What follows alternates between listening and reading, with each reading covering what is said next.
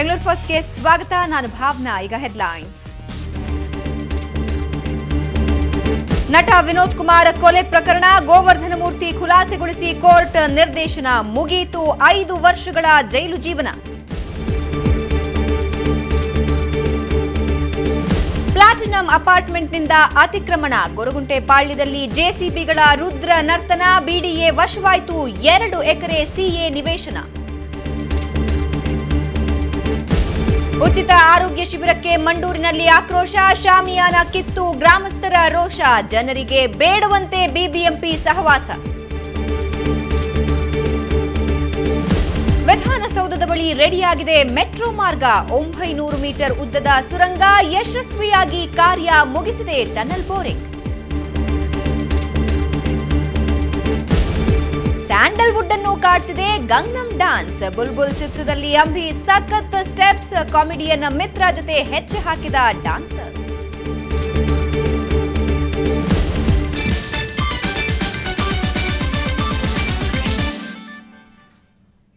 ಎರಡ್ 2008ರಲ್ಲಿ ನಟ ವಿನೋದ್ ಕುಮಾರ್ ಕೊಲೆಯಾಗಿತ್ತು. ಆಗಲೇ ಮಾದೇಶ ಚಿತ್ರದ ನಿರ್ಮಾಪಕ ಗೋವರ್ಧನ್ ಮೂರ್ತಿ ಅರೆಸ್ಟ್ ಆಗಿತ್ತು. ಇದುವರೆಗೂ ಜೈಲಲ್ಲೇ ಇದ್ರು. ಆದರೆ ಇವತ್ತು ಖುಲಾಸೆಯಾಗಿ ಜೈಲು ಜೀವನದಿಂದ ಮುಕ್ತಿ ಪಡೆದಿದ್ದಾರೆ.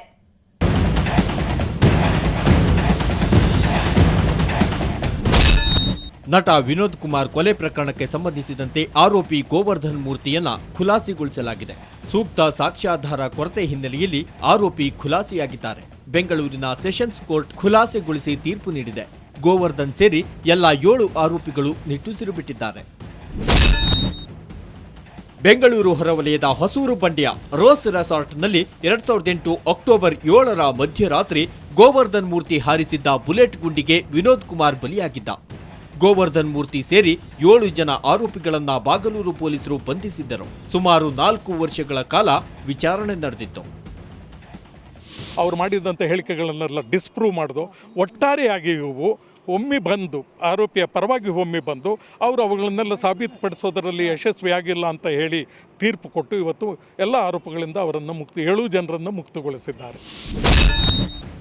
ಬಾಗಲೂರು ಪೊಲೀಸರು ಸಲ್ಲಿಸಿದ ಚಾರ್ಜ್ ಶೀಟ್ ಆಧಾರದ ಮೇಲೆ ವಿಚಾರಣೆ ಪ್ರಾರಂಭ ಮಾಡಿದ ಕೋರ್ಟ್ಗೆ ಪ್ರಾಸಿಕ್ಯೂಷನ್ ವಿಚಾರಣೆಯಲ್ಲಿ ಯಾವುದೇ ಸತ್ಯಾಂಶ ಕಂಡುಬಂದಿಲ್ಲ. ಘಟನೆ ನಡೆದಾಗ ಸ್ಥಳದಲ್ಲಿದ್ದವರನ್ನ ಸಾಕ್ಷಿದಾರರನ್ನಾಗಿ ಪರಿಗಣಿಸಿರಲಿಲ್ಲ. ಅವರ ಸಂಬಂಧಿಕರಾದ ವೇಣುಗೋಪಾಲ್ ಹಾಗೂ ಸ್ನೇಹಿತ ವಿನ್ಸೆಂಟ್ ಸ್ಮಿತ್ರನ್ನ ಮಾತ್ರ ವಿಚಾರಣೆ ಮಾಡಲಾಗಿತ್ತು. ಇನ್ನು ಡೆತ್ ನೋಟ್ ಅನ್ನು ಬೆಳಗ್ಗೆ 10:30ರಿಂದ ಮಧ್ಯಾಹ್ನ 1:30 ಒಳಗೆ ಬರೆದಿರುವುದನ್ನು ಆರೋಪಿ ಪರ ವಕೀಲರು ರುಜುವಾತುಪಡಿಸಿದ್ದಾರೆ. ಆದರೆ ಸಾಕ್ಷಿದಾರರ ಪ್ರಕಾರ 8:30ಕ್ಕೆ ಆತ ಮರಣ ಹೊಂದಿದ್ದ. ಇನ್ನು ಬಿದರಿ ಅಂದು ವಶಪಡಿಸಿಕೊಂಡಿದ್ದ ಪಿಸ್ತೂಲ್ ಅನ್ನ ಕೋರ್ಟ್ನಲ್ಲಿ ಗುರುತಿಸಲು ಸಾಧ್ಯವಾಗಲಿಲ್ಲ. ವೈದ್ಯಕೀಯ ಪರೀಕ್ಷೆಯಲ್ಲಿ ರಕ್ತ ಪರೀಕ್ಷೆ ಬಗ್ಗೆ 2 ರಿಪೋರ್ಟ್ಗಳು ಬಂದಿರುವುದು ಮತ್ತಷ್ಟು ಅನುಮಾನಕ್ಕೆ ಕಾರಣವಾಯಿತು. ಈ ಗೋವರ್ಧನ ಮೂರ್ತಿ ಪ್ರಕರಣದಲ್ಲಿ ನಾವು ಇವತ್ತು ಕೇಸ್ ನಿರ್ದೋಷಿ ಅಂತ ಬಿಡುಗಡೆ ಆಗಿದೆ ಅಂತ ತಿಳಿದು ಬಂತು. ಅದು ಕೇಳಿ ನಮಗೆ ಬಹಳಷ್ಟು ಬೇಜಾರಾಯಿತು. ಪ್ರಾಸಿಕ್ಯೂಷನ್ ಇನ್ನೂ ಅವಕಾಶ ಇದೆ. ಅದರ ವಿರುದ್ಧ ತೀರ್ಪಿನ ವಿರುದ್ಧ ನಾವು ಹೈಕೋರ್ಟಿಗೆ ಅಪೀಲ್ ಹೋಗಬಹುದು. ಅಲ್ಲಿ ನಾವು ಅದನ್ನು ನ್ಯಾಯವನ್ನು ಪಡ್ಕೋಬಹುದು. ಈ ಎಲ್ಲ ಅಂಶಗಳಲ್ಲೂ ಕಂಡುಬಂದ ಸಾಕ್ಷಿ ಕೊರತೆಯಿಂದ ಕೋರ್ಟ್ ಆರೋಪಿಗಳನ್ನ ಖುಲಾಸೆ ಮಾಡಿತು. ಆದರೆ ನಿಜವಾದ ಅಪರಾಧಿಗಳು ಯಾರು ಎಂಬುದು ಮಾತ್ರ ಇನ್ನೂ ಪತ್ತೆಯಾಗಿಲ್ಲ. ಬೆಂಗಳೂರಿನಿಂದ ಕ್ಯಾಮರಾಮನ್ ರೇಣುಕಾ ಪ್ರಸಾದ್ ಜೊತೆ ಮಾರುತಿ ಪಾವಗಡ, ಸುವರ್ಣ ನ್ಯೂಸ್.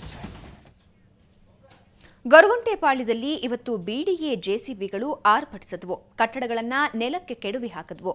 ಯಾಕೆ ಅಂತೀರಾ? ಈ ರಿಪೋರ್ಟ್ ನೋಡಿ.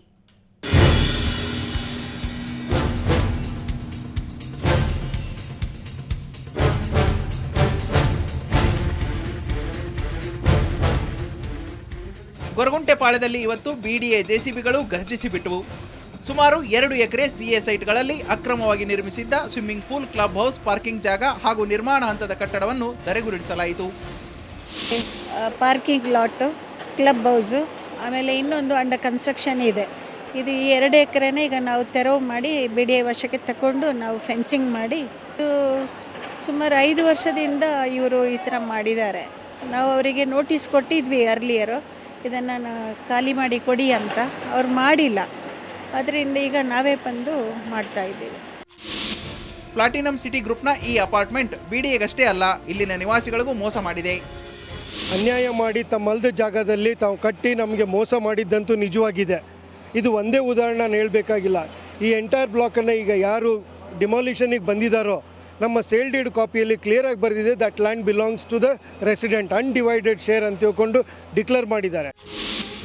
ಒಟ್ನಲ್ಲಿ ದೋಖಾ ಅಪಾರ್ಟ್ಮೆಂಟ್ಗೆ ಬಿಡಿಎ ಸರಿಯಾಗಿಯೇ ಪಾಠ ಕಲಿಸಿದೆ.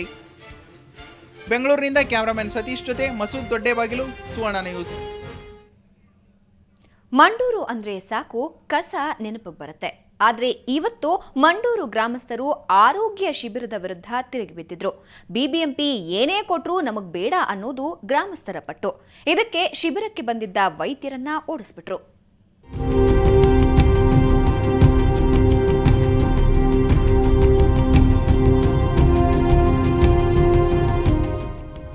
ಮಂಡೂರಿನ ಜನ ಬೆಂಗಳೂರಿನ ಕಸದ ವಾಸನೆಗೆ ಬೇಸತ್ತಿ ಹೋಗಿದ್ದಾರೆ. ಹೀಗಾಗಿ ಇವತ್ತು ಬಿಬಿಎಂಪಿ ಉಚಿತ ಆರೋಗ್ಯ ಶಿಬಿರ ಮಾಡಲು ಹೊರಟಿತ್ತು. ಆದರೆ ಗ್ರಾಮಸ್ಥರು ಮಾತ್ರ ನಮಗೆ ನಿಮ್ಮ ಸಹವಾಸನೆ ಬೇಡ ಅಂತ ಟೆಂಟ್ಗಳನ್ನು ಕಿತ್ತು ವೈದ್ಯರನ್ನು ಓಡಿಸಿದರು. ಇವತ್ತು ಮಂಡೂರಲ್ಲಿ ಆರೋಗ್ಯ ಶಿಬಿರ ಏರ್ಪಾಡು ಮಾಡಿದ್ದು. ಆ ಏರ್ಪಾಡು ಮಾಡಿದ ಆರೋಗ್ಯ ಶಿಬಿರನ ಮಂಡೂರು ಜನತೆನ ಪ್ರೊಟೆಸ್ಟ್ ಮಾಡಿ ಬೇಡ, ನಮಗೆ ಯಾವ ಶಿಬಿರನೂ ಬೇಡ, ನಿಮ್ಮಿಂದ ಯಾವುದೇ ಅನುದಾನ ನಮಗೆ ಬೇಕಾಗಿಲ್ಲ, ಇನ್ನು ನಮಗೆ ಗೊಬ್ಬರ ನಿಲ್ಲಿಸಿದ್ರೆ ಸಾಕು ಅಂತ ಇದು ಮಾಡ್ಕೊಂಡಿದ್ದೀವಿ. ಅದರಿಂದ ನಾವು ಯಾವುದೂ ಆರೋಗ್ಯ ಶಿಬಿರದಲ್ಲಿ ಪಾಲ್ಗೊಳ್ಳೋದಿಲ್ಲ. ಮಂಡೂರು ಪಂಚಾಯತಿಯಲ್ಲಿ ಆರೋಗ್ಯ ಶಿಬಿರ ಬೇಡ, ನಮಗೆ ಕಸ ನಿಲ್ಲಿಸಿದ್ರೆ ಸಾಕು ಅಂತ ಹೇಳ್ಬಿಟ್ಟು ಮಂಡೂರು ಜನತೆ ಓಡಾಡ್ತಾ ಇದ್ದೀವಿ. ಬಿಬಿಎಂಪಿ ಕಸವನ್ನು ತಂದು ಹಾಕಿ ಜನರ ಜೀವನದ ಜೊತೆ ಚೆಲ್ಲಾಟವಾಡ್ತಿದೆ. ಜೊತೆಗೆ ಪರ ರಾಜ್ಯಗಳಿಂದ ರಾಸಾಯನಿಕ ವಸ್ತುಗಳನ್ನು ತಂದು ಹಾಕಲಾಗ್ತಾ ಇದೆ. ಮೊದಲು ಅದನ್ನು ನಿಲ್ಲಿಸಿ, ಇಲ್ಲವಾದಲ್ಲಿ ಬಿಬಿಎಂಪಿ ಕೊಡುವಂತಹ ಯಾವುದೇ ಸೌಲಭ್ಯ ನಮಗೆ ಅಗತ್ಯವಿಲ್ಲ ಅನ್ನೋದು ಗ್ರಾಮಸ್ಥರ ಆಗ್ರಹ.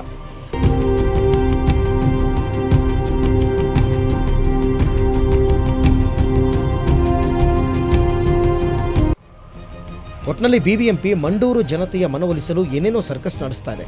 ಆದರೆ ಮಂಡೂರಿನ ಜನ ಮಾತ್ರ ನಿಮ್ಮ ಸಹವಾಸವೇ ಬೇಡ ಅಂತ ಇದೆ. ಕೆಆರ್ಪುರಂನಿಂದ ನಾಸಿರ್, ಸುವರ್ಣ ನ್ಯೂಸ್. ಬೆಂಗಳೂರಿನಲ್ಲಿ ಇವತ್ತು ಮತ್ತೊಂದು ಶೂಟೌಟ್ ನಡೆದಿದೆ. ಆದರೆ ಇದು ನಡೆದದ್ದು ಒಂದು ಕಾಲುದಾರಿಯ ವಿಷಯಕ್ಕೆ. ಅದು ಪ್ರತಿಷ್ಠಿತ ಕಂಪನಿಗಳ ನಡುವೆ ನಡೆದ ಜಗಳ.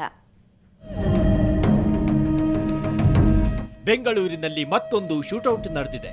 ಪ್ರತಿಷ್ಠಿತ ಸಂಸ್ಥೆಗಳಾದ ಎಸ್ಜಿಆರ್, ಮಂತ್ರಿ, ಆದರ್ಶ ಗ್ರೂಪ್ಸ್ ಬೆಂಗಳೂರಿನ ವರ್ತೂರು ಬಳಿಯ ಪಣತ್ತೂರು ದಿಣ್ಣೆಯಲ್ಲಿ ಜಮೀನು ಖರೀದಿಸಿದ್ದಾರೆ. ಇವರ ಒಳಜಗಳದಿಂದ ಯಾರನ್ನೂ ಜಮೀನಿನ ಒಳಗಡೆ ಬಿಡ್ತಿಲ್ಲ.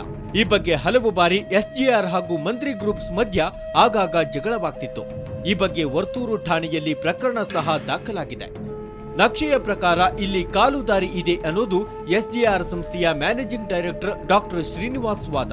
ಹೀಗಾಗಿ ಇವತ್ತು ಬೆಳಗ್ಗೆ ಮಂತ್ರಿ ಗ್ರೂಪ್ಸ್ನ ಜಮೀನಿನಲ್ಲಿ ಪ್ರವೇಶಿಸಲು ಯತ್ನಿಸಿದಾಗ ಕಾವಲುಗಾರರು ತಡೆದು ಗುಂಡು ಹಾರಿಸಿದ್ದಾರೆ ಅನ್ನೋದು ಡಾಕ್ಟರ್ ಶ್ರೀನಿವಾಸ್ ಆರೋಪ. ಪಿಸ್ಟಲ್ ಲೋಡ್ ಮಾಡ್ತಿದ್ದ. ಅವಾಗ ನಾನು ಏನು ಮಾಡಿದೆ, ಆ ಸ್ಕೂಟರ್ನ ಪಕ್ಕದಲ್ಲಿ ಇಟ್ಟುಬಿಟ್ಟು ಐ ವಾಸ್ ರೆಡಿ. ಏನಾಗಲ್ಲ ಅಂತ ಹೇಳಿ I just cool down my manager ಭಯ ಪಡ್ಕೊಂಡು ಸೈಡ್ಗೆ ಓಡಿದ್ರು. ಅದನ್ನ ಏನಾಗಲ್ಲ ಅಂತ ಕೂಲ್ ಮಾಡಿದ್ದೆ. ಅನಂತರ ಅವ್ನು ಫೈರ್ ಮಾಡಿದ್ದ. ನಾನು ಅದು ನನ್ನ ತಲೆ ಮೇಲೆ ಹೋಯ್ತು. ಒಂದು ಕಂಪ್ಲೇಂಟ್ ಕೊಟ್ಟಿದ್ದೀನಿ, FIR ಹಾಕಿದ್ದಾರೆ, ಚಾರ್ಜ್ ಶೀಟ್ ಮಾಡಿದ್ದಾರೆ. ಸದ್ಯ ಪ್ರಕರಣ ಸಂಬಂಧ ಸೆಕ್ಯೂರಿಟಿ ಗಾರ್ಡ್ಗಳಾದ ನವನೀತ್ ಕುಮಾರ್ ಹಾಗೂ ಚಂದಾಯಪ್ಪ ಅನ್ನೂರನ್ನ ಪೊಲೀಸರು ಬಂಧಿಸಿದ್ದು ತನಿಖೆ ನಡೆಸುತ್ತಿದ್ದಾರೆ. ಕೆಆರ್ಪುರಂನಿಂದ ನಾಜೀರ್, ಸುವರ್ಣ ನ್ಯೂಸ್. ಈಗ ಬ್ರೇಕ್ ನಂತರ ಬೆಂಗಳೂರು ಫಸ್ಟ್ ಮುಂದುವರಿಯುತ್ತೆ.